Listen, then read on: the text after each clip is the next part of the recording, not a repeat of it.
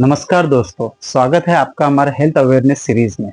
आज हम डिस्कस करने जा रहे हैं एक बहुत ही क्रिटिकल हेल्थ कंडीशन के बारे में, जिसे बोलते हैं chronic kidney disease. Short form में इसे सीकेडी भी कहा जाता है। आइए पहले जानते हैं ये क्या है और इससे क्या प्रॉब्लम होता है। दोस्तों, किडनीज हमारे बॉडी के फिल्टर की तरह काम करता है। ये ब्लड से एक्सेस टॉक्सिन और एक्सेस वाटर को फिल्टर करता है।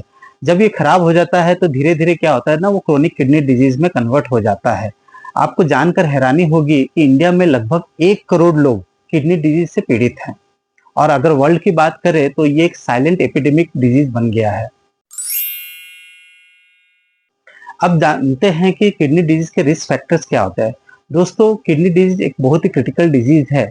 इसके ऐसे रिस्क फैक्टर्स हैं जो कि बहुत ही कॉमन है, जैसे कि डायबिटीज। अगर किसी को डायबिटीज हो तो क्या होता है ना, उसको किडनी डिजीज होने के चांसेस बहुत ज्यादा होते हैं। अगर डायबिटीज में ब्लड शुगर लेवल कंट्रोल ना हो तो किडनी डिजीज होने के चांसेस बहुत ज्यादा हो जाते हैं।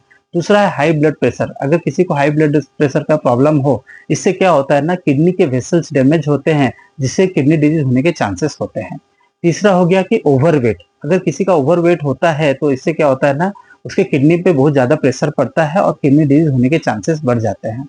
चौथा हुआ फैमिली हिस्ट्री। अगर फैमिली में किसी को भी किडनी डिजीज है तो आपको भी किडनी डिजीज होने के चांसेस बढ़ जाते हैं। पांचवा हुआ कि अगर आप स्मोकिंग या अल्कोहल का इंटेक कर रहे हैं, ये डायरेक्टली आपको किडनी को अफेक्ट करता है।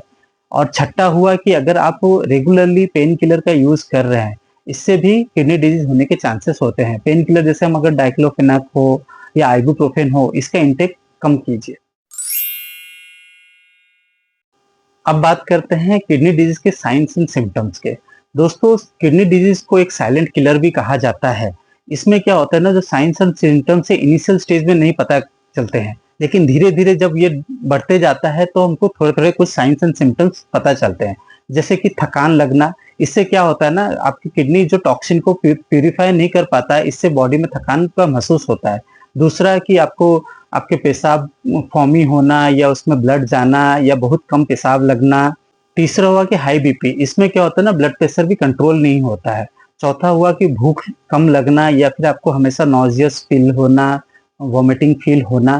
तो ये सब साइंस एंड सिम्टम्स है। दोस्तों, एक बात बहुत ही चौंकाने वाली है कि किडनी डिजीज में इनिशियली हमको कुछ साइंस एंड सिम्टम्स पता नहीं चलता। जब तक हमारा किडनी 60 से 70% तक डैमेज नहीं होता, हमको कुछ सिम्टम्स नहीं पता होते। इसलिए इनिशियल स्टेज में इसका डायग्नोज होना या इसका स्क्रीनिंग करना ही बहुत इंपॉर्टेंट है।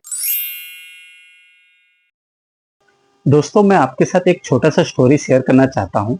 रमेश जी, जिनका उम्र 52 साल है, और उनको वो एक स्कूल टीचर है। उनको डायबिटीज और हाई ब्लड प्रेशर है, लेकिन वो कभी भी इसको सीरियसली नहीं लेते हैं। कभी भी वो अपना बीपी चेक नहीं करते हैं या उसके मेडिसिन रेगुलर नहीं लेते हैं या ब्लड शुगर का टेस्ट नहीं करते हैं।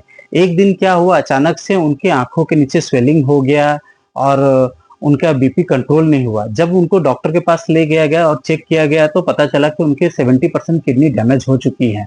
तो ये चीज है कि इनिशियली हम अपने बीपी को या शुगर को हम लाइटली लेंगे और उसका ट्रीटमेंट नहीं करेंगे, या रेगुलर बेसिस में हम उसका टेस्ट वगैरह स्क्रीनिंग ना करेंगे, तो क्या होगा ना, वो किडनी डिजीज में कन्वर्ट हो जाएगा और वो फ्यूचर में हम उसको प्रिवेंट करना भी मुश्किल हो जाएगा। अब बात करते हैं किडनी डिजीज को कैसे मैनेज या प्रिवेंट किया जाए। तो दोस्तों, सवाल ये आता है कि क्रॉनिक किडनी डिजीज को कैसे प्रिवेंट किया जाए।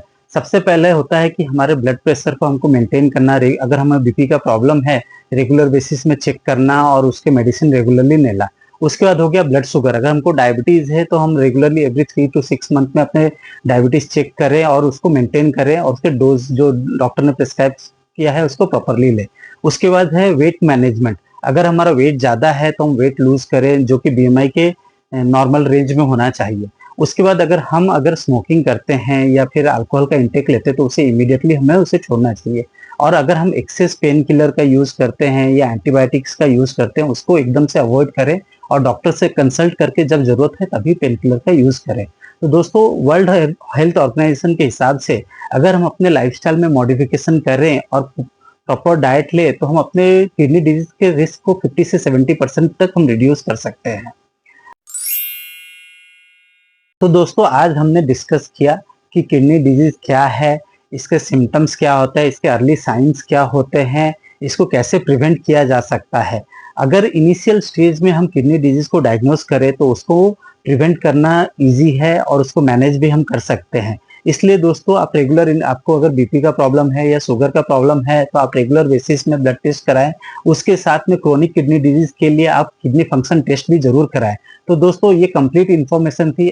होपफुली ये इन्फॉर्मेशन आपको बहुत अच्छी लगी होगी। कृपया करके हमारे चैनल को लाइक, शेयर एंड सब्सक्राइब करें और ये वीडियो ज्यादा से ज्यादा लोगों तक शेयर करें। Thank you.